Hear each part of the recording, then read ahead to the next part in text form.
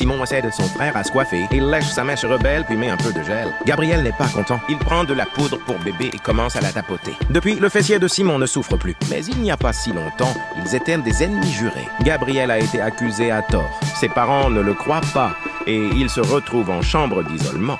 Simon vient alors le réconforter et lui révèle son véritable rôle. Il sort 2 tétines, les 2 aspirent et il se retrouve transporté dans le monde de la Babycorp. Gabriel est choqué. Les bébés sont fabriqués en usine et doivent boire un lait magique pour conserver leur apparence de nourrisson. Mais aujourd'hui, l'amour des humains, qui était destiné aux bébés, est volé par les chiens mignons. Si rien n'est fait, les bébés risquent de disparaître.